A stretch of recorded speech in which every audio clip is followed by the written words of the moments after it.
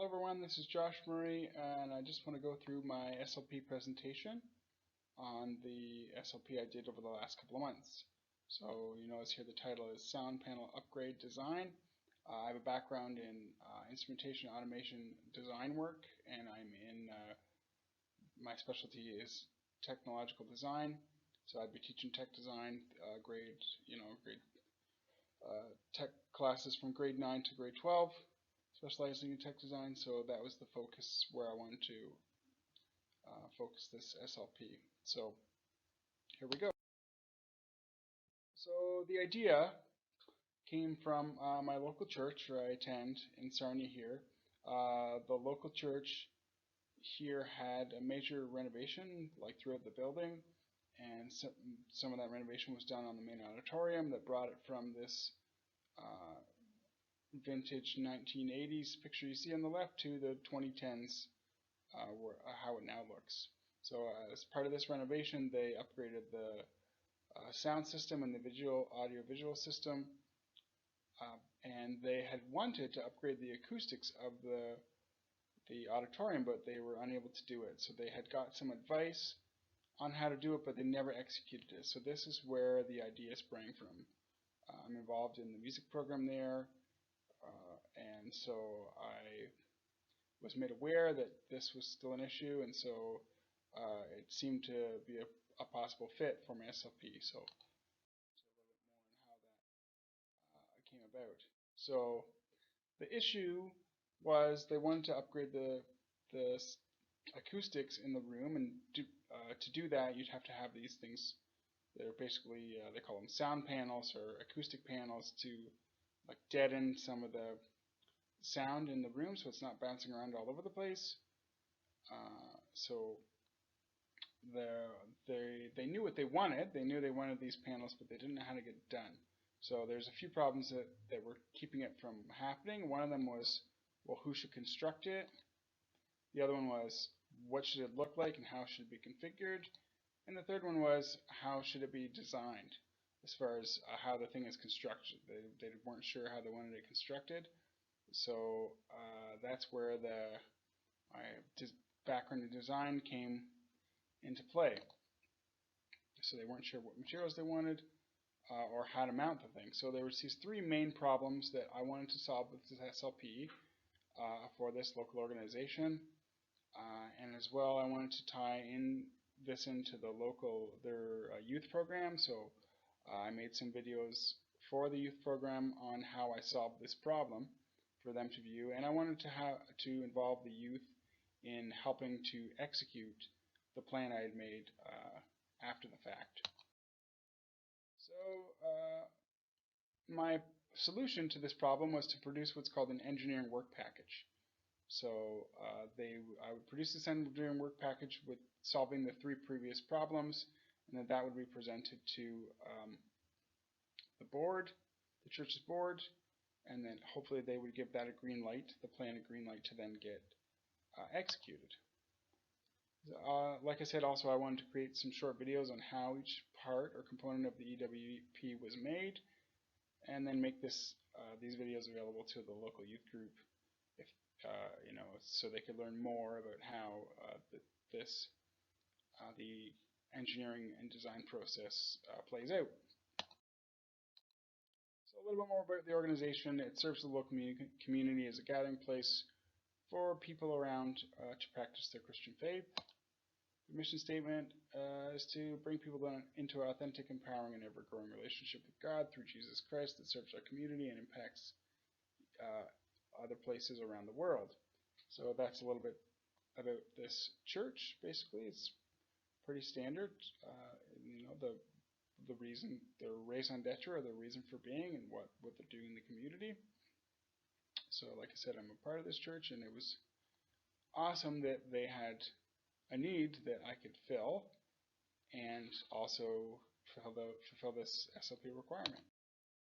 So what did I do? So I started out by looking at some of the drawings and documents they had, because they wanted to do this. They wanted to upgrade this sound acoustics in the room, but they weren't sure how to do it. So they had some preliminary instruction from they actually had a sound engineer, acoustic engineer come in and sort of tell them what to do. So I started by reviewing the documents they had from 11 years ago. And then once I figured out where they were at, I met with some leaders. That's why you see this sketch here. We had a sketch of the sound room, and we had talked about some ideas about what to do.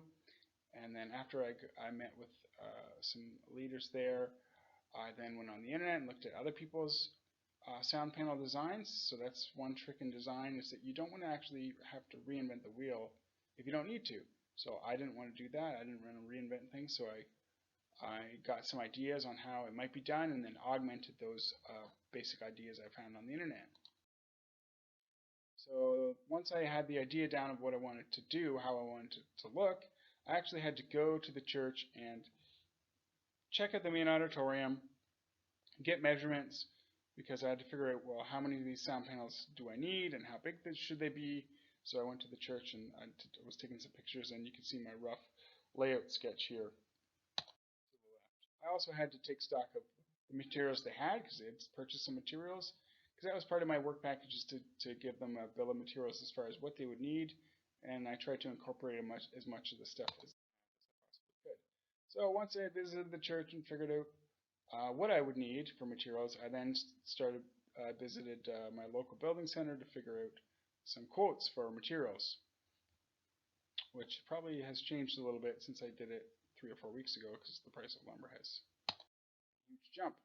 So then once I had my basic design in my head that I wanted and the necessary materials, then I could go ahead and start executing some of the deliverables of the EWP, or the documents that would go into making that work package. So here I've sort of made a collage of some of the documents that comprise the main work package, and you can see here the main drawing of the whole thing is this sketch of how this sound panel would go together, with dimensions, and how they would, I've given notes for how they would construct it. So moving on, so you can see I included the table of contents here on the left, and that shows some of the documents that were part of this compilation of documents. Here's some more, so you can see this big sketch of how the sound panels would look, because there's a TV there in the middle. And then some more of the scope here to the right, supply materials and installation details. So again, I've created an engineering work package, and an engineering work package is a compilation of documents. So you're seeing some of the documents here, and those documents are compiled so that that design can then be constructed. So those are all the documents that somebody who's going to make the design will need to use. So once I had my EWP created with all the drawings and quotes and bill of materials, I then made some videos on how that process went, what went into that engineering work package, and how it was done to be distributed to the local youth group. Then I got some feedback from my project overseer. So according to my supervisor,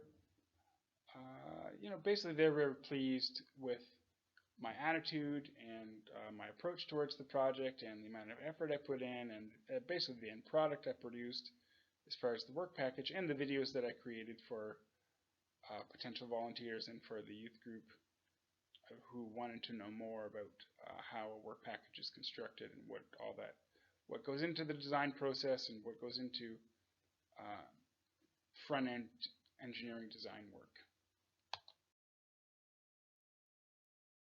So what I learned through this project, an easy way to segue into what I learned was to take into account what one of my supervisors said. So he said that things often move slowly in volunteer-driven churches or any other volunteer-driven organization. This project has been in process for over 11 years, and that I pushed it further ahead with my contribution over the past month than they have had in 11 years. So I'm using this quote to segue into what I actually learned most from this project, is the importance of being involved in the community. So through the course of the project, I learned that contributions of each of us can make the broader community. So basically, the contributions that each of us can make, are unique and vital and important to our broader community, and that if we do not make those contributions, if we don't get involved, we don't help out, then we're robbing our community of the unique skill set and gifts that each of us has, and how important that is.